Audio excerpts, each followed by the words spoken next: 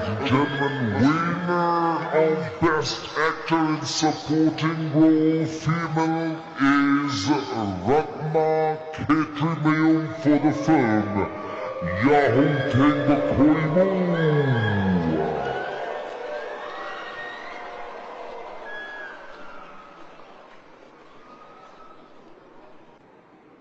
Manipuri cinema lamda machin tungkhalakli bi miyamna suyamna pamnaribi Ratna Khetrimayum.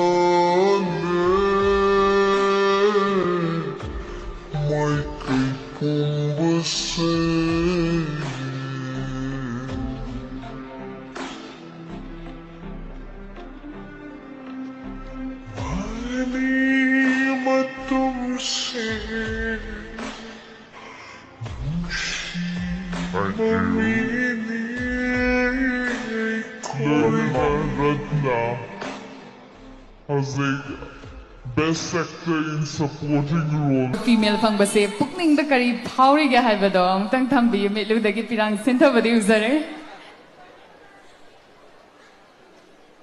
Mayam pumna maku khurum jari amadi aigi ram tam sibu kon birba ibu dawani even dawani maksu khurum jari.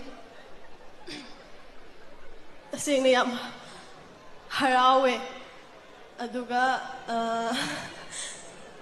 film asida aibu takpi tambiriba waza khuding makpuso aine haininga leitana thagachari atopa waza myam masu aingonda myam ma takpi ai haininga leitana thagache ado ai tasena kai haidoi so haibam khangte yam nungai ba mikup amasu oye ado makha tabada hena mai pa pusu oijage mayam na nuksibiduna aibu ngasi sigi thakse yau bangam jaine ado sidagi hena afa artist amosu oijage hena mai pakpa oijage haina mayam yo from the nijari.